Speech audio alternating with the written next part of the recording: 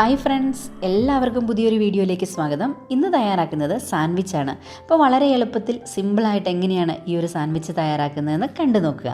Sandwich തയ്യാറാക്കുന്നതിനായിട്ട് ഞാനിവിടെ ഒരു ബൗളിലോട്ട് ആദ്യമേ തന്നെ വെജിറ്റബിൾസ് ഒക്കെ ഒന്ന് മിക്സ് ചെയ്തെടുക്കുവാണ്.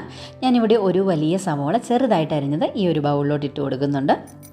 ഇനി ഒരു വലിയ ക്യാരറ്റ് ചെറുതായിട്ട് അരിഞ്ഞതും കൂടി ഈ ബൗളിലോട്ട് ഞാൻ ഇട്ട് കൊടുക്കുവാണേ. ഇനി ഞാൻ എടുത്തിരിക്കുന്നത് ഒരു ക്യാപ്സിക്കത്തിൻ്റെ പകുതിയാണ്, ചെറുതായിട്ട് അരിഞ്ഞിട്ട് ഇതിലോട്ട് ചേർത്ത് കൊടുക്കുകയാണ്. ക്യാപ്സിക്കം ഇഷ്ടമില്ലാത്തവർ ഈ സമയത്ത് ഇത് ഒഴിവാക്കുക.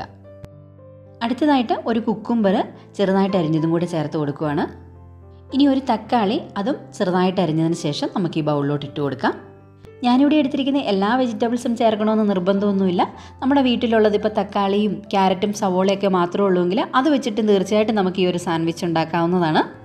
പച്ചമുളകും കൂടെ ചേർത്ത് കൊടുക്കുന്നുണ്ട്. 2 പച്ചമുളക് ചെറുതായിട്ട് അരിഞ്ഞതാണ് കേട്ടോ ഞാനിവിടെ ചേർത്തിരിക്കുന്നത്. അപ്പോൾ എരിവിനനുസരിച്ച് വ്യത്യാസപ്പെടുത്തി ചേർക്കുക. 2 മുട്ട കൂടി ഞാൻ എടുത്തിട്ടുണ്ട് കേട്ടോ. ഇളക്കി പൊരിച്ചതിന് ശേഷം ആ 2 മുട്ട കൂടി ഈ ഒരു ബൗളിലോട്ട് വെജിറ്റബിൾസിനോടൊപ്പം തന്നെ ചേർത്ത് കൊടുക്കുകയാണ്.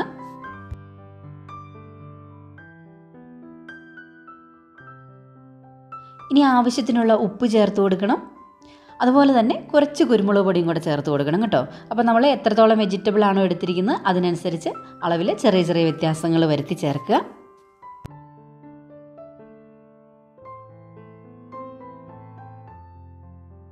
ഇനി ഇതെല്ലാം കൂടി നന്നായിട്ടൊന്ന് യോജിപ്പിച്ചെടുക്കുക എന്നുള്ളതാണ് അടുത്ത പണി. നമ്മൾ ചേർത്തിരിക്കുന്ന വെജിറ്റബിൾസും മുട്ടയും ഉപ്പും കുരുമുളക് പൊടി എല്ലാം കൂടെ നന്നായിട്ടൊന്ന് മിക്സ് ചെയ്തെടുക്കുക. എല്ലാം നന്നായിട്ട് മിക്സ് ചെയ്തതിന് ശേഷം ഇനി നമുക്ക് ഒരു ബ്രെഡ് ഒരു പ്ലേറ്റിലോട്ട് എടുത്ത് വെച്ചതിന് ശേഷം അതിൻ്റെ മുകളിലോട്ട് ഈ വെജിറ്റബിൾസ് എല്ലാം നന്നായിട്ടൊന്ന് സ്പ്രെഡ് ചെയ്ത് കൊടുക്കാം.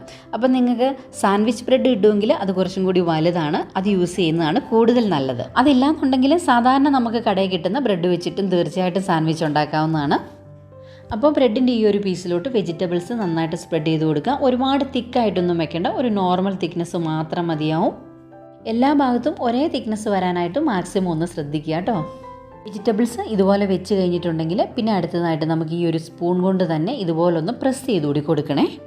ഇതുപോലെ നന്നായിട്ട് സ്പ്രെഡ് ചെയ്തതിന് ശേഷം ഇതിൻ്റെ മുകളിലോട്ട് ബട്ടറും കൂടെ ഞാൻ ചേർക്കുന്നുണ്ട് കേട്ടോ. ഞാനിവിടെ ബട്ടർ ഇതുപോലെ ചെറിയ കഷ്ണങ്ങളായിട്ട് മുറിച്ചിട്ടാണ് ചേർത്ത് കൊടുക്കുന്നത്.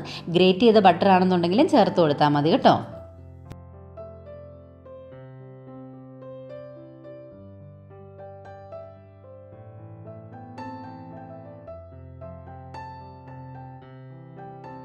ബട്ടറും സ്പ്രെഡ് ചെയ്ത് കഴിഞ്ഞിട്ടുണ്ട്. ഇനി നമുക്ക് മറ്റൊരു ബ്രെഡ് സ്ലൈസ് കൊണ്ട് ഇതൊന്ന് കവർ ചെയ്ത് കൊടുക്കണം.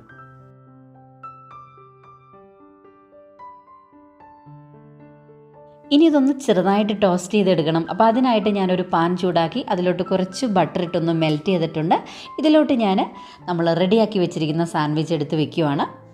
ഫ്ലെയിമൊക്കെ മാക്സിമം കുറച്ചിടുക. അതിനുശേഷം ഇതിൻ്റെ ഈ ഒരു സൈഡ് ഗോൾഡൻ കളറിലോട്ടാകുന്നിടം വരെ നമുക്കൊന്ന് വെയിറ്റ് ചെയ്യാം.